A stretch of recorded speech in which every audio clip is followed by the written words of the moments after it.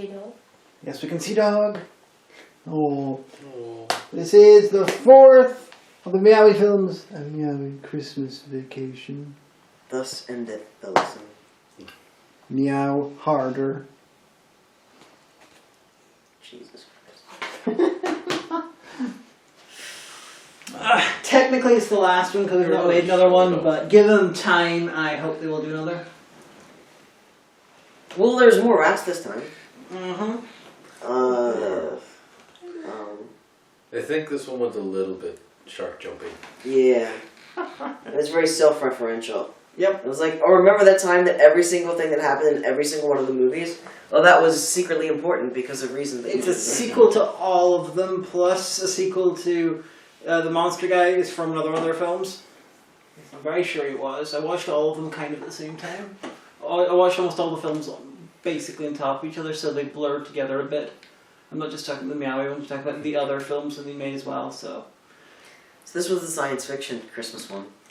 This is the Avengers Endgame of Rudzinski films. Come on, I want a 5th one which featured crossovers with CarousHell. Then they need to have like a licensing agreement with another studio to borrow one of their characters and argue over who owns it. That's what, make it the You know, team like up with Kevin Strange, yeah. Or Sean Weathers or something. But I like this one. It was good. It was, in the spirit of the other Meowy films, it was surreal. It was very open-hearted. It wasn't mean-spirited. It was quite a nice wee story. It was funny in its own way. Lots of rats. It wasn't as succinct as the previous one. Yeah, the last one was the high water mark of them, and this one is the sprawling epic. Yeah. I mean, this is shorter length than the first one, but this is much more storyline than the first one. This one's not stretched like the first one. It's got the right sort of storyline for for its length.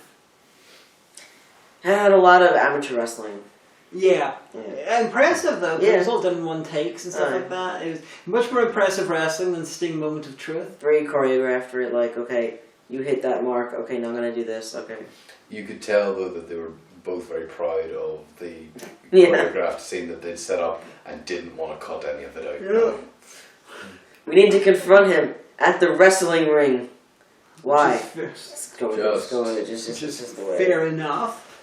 Oh, and the absolutely fantastic David Hayter impersonator, because there were 2 rats in this in the feature who were espionage experts called Liquid and Solid, and the one Liquid wanted access to a giant robot so he could destroy the villain, while Solid went off and got one of the MacGuffins just completely off screen.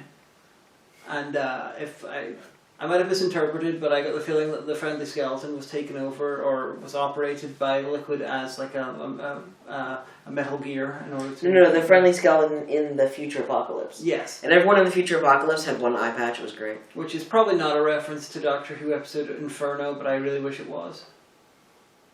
The films could be. There was a lot of... Wait a minute. There was in that 80s cartoon show, Laser Tag Academy, the bad guy in the future, he had an eye patch, didn't he? I haven't seen that. Alright, you keep talking, I'll Google it. TV trope We're search. gonna keep talking. No, it's not. It's So this is a dog. The dogs in the Meowy universe all seem to be villains. But dogs are lovely creatures. So okay, in the cliffhanger ending of the 3rd one, the bumbling detective Griswold is sent into a weird portal. And the quantum zone. Yeah, and then this one we discover he's been sent into the post-apocalyptic future, which is now in widescreen. No, he doesn't have an eye patch. For some reason, I thought that he did. Continue. So he's in there, and all the characters from the previous films are there, as the Resistance, which is led by Alex Jones, though he's off screen, and trying to defeat this evil extra-dimensional conqueror who's from a completely different film, and who mentions that he had fun killing all these guys that look like him, like the detective, which were like other characters played by Steve Rudzinski in his films. If that makes sense. This is like the end game of all of his films up to that point. They're universe hopping, and he's saying that all the characters played by the same actors are the ones he's... What's the one Crisis on Infinite Earths? Is that the DC one? Yeah, it could be sort of like that. So they're doing that, and Whiskers is a human now because of magic, and so played by the voice actors. And, she all but confesses her love for Wally. And that's really creepy. And then, they sent him back into the past to put right what once went wrong. I don't know about Doctor Who references, but somebody being turned into a human and immediately confessing their love for their companion is a Doctor Who reference. Could be. You can just ask him on Twitter, your friends. I can, yeah. I'm pretty sure he's going to watch these too. Yeah, these are fun. We have so many questions. Yeah, because, this is one of the cases where I did not discover a director's work. Steve contacted me asked me if I wanted a copy of Carousel. And so, he discovered me first, so it's like... Hi, Steve. Yeah. Hello, friend. I enjoyed your films. We like your pets. Yeah. Make more films. Involve more of your friends with their crazy, crazy facial hair. Omega wants to voice a gerbil. What? You should voice a gerbil. You can do voices. I can do 3 voices. There you go. You got 3 One characters. of them's mine. You can do 3 characters. But they're comedy, It's perfect for Meowy 5. I can do kind of a southern/western accent that anybody from an actual part of the United States would be like, what? And people over here would be like, oh my god, that sounds so legit. Oh, it's class. And I'm like, it's not class, but thank you. See, Omega can do all the voices for your thing for Meowy 5. Voice acting is really super hard. Do an Upper New York State accent or learn one and then That's the same as Philadelphia. No, it is not. It's Do not. not blaspheme. There's different accents in different parts of Philadelphia. Or even better, get the most legit sounding US accent for somebody to put on is an Upper New York Stater who has moved to California for 2 years. But here's the thing: you say Upper New York State, that's the part near Canada. They don't have the city accent. No, you don't want the New York City accent. This is not the New York accent. This is what we think of as the American accent. Yeah, but I find is the default is somebody from way up north New York State who's moved to California and started picking up on their inflections.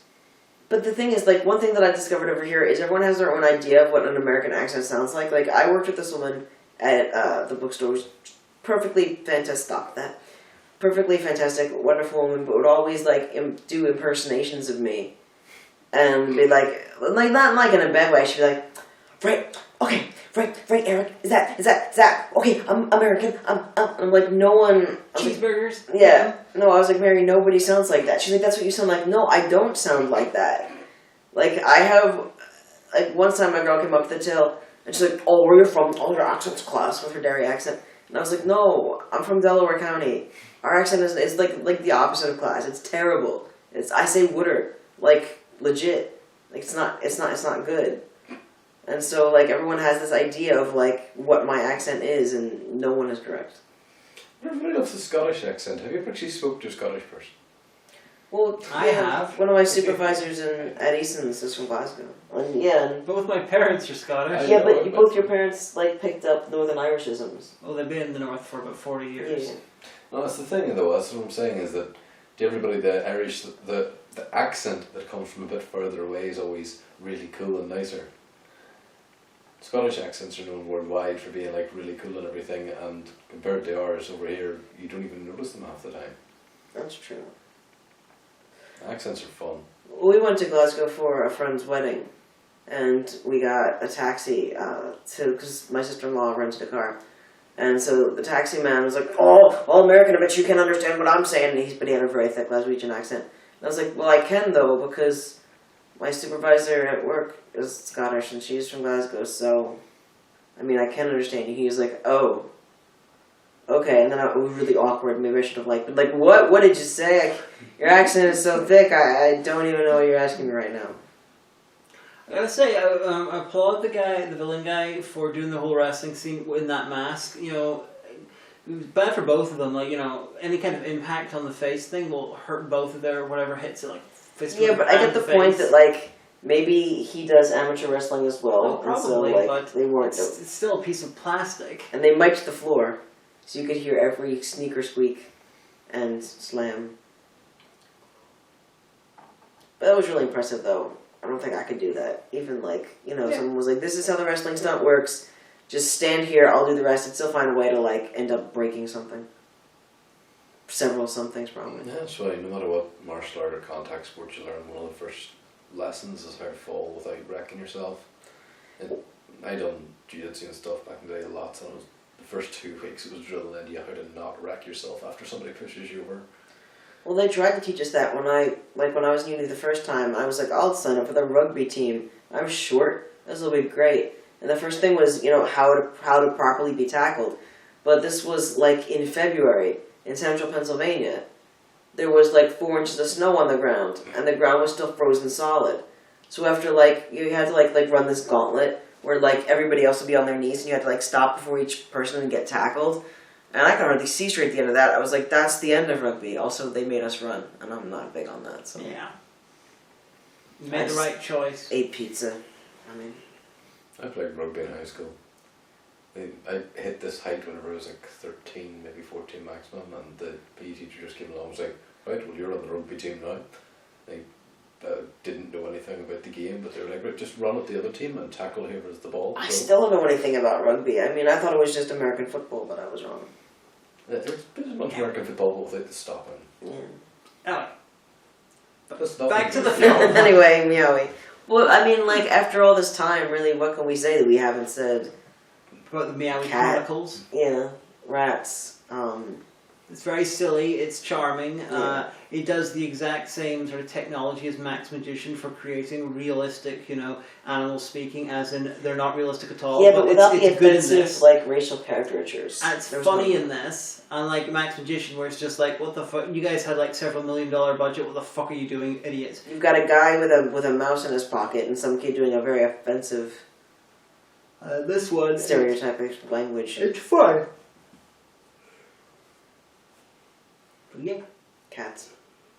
So I think that the next Kickstarter that he does, the highest level, if you give $10,000 to the project, you get to come over and pet the cat. Yeah. Good cat. I don't know anyone would pet my dog for $10,000. Just leave me a comment. She's like, that's fine, I'll do that. Alright, so earlier they left the room and the dog started crying and whining at the door. We're like, no, they're coming back, don't worry. And then she started limping. She held up her back leg. I was like, oh, I'm injured. And we're like, you're not though.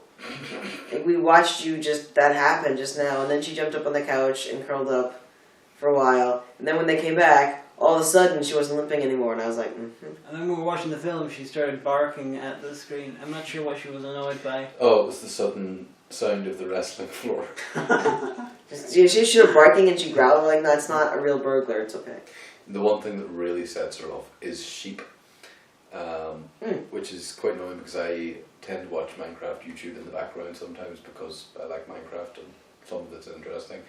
And a lot of things that you look out for Minecraft are sheep that go by. So just have random videos and just somebody will walk past a sheep in Minecraft and it'll be meh, and she just. I kind of almost want to bring it up on YouTube and see what happens. I don't want to start barking. Do it. It's like how you torture your cat. I torture cats. You torture your father-in-law's cat by playing. My father-in-law, your actual father's cat, by playing kitten sounds. Yeah, play a video of kittens or videos of cats because and then cats are cute, and then the cats sometimes are interested. Yeah, but they look for the kittens. Where have you hidden these guys? I hear them and they're in distress. Kittens. All right, let's say sheep. It's slander. All right, that's showing the sheep. That's not when you Sheep. noises. Oh God, sheep noises 10 hours. Why? I sleep. That's an advert. Can we get copyright got for this? Take Holly out of the frame if we're looking. Fuck, I already have Audible. Stop it. Alright.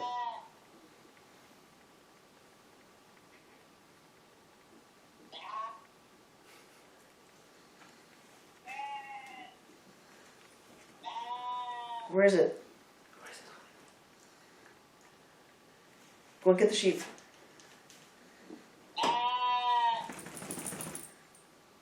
Where is it? Oh.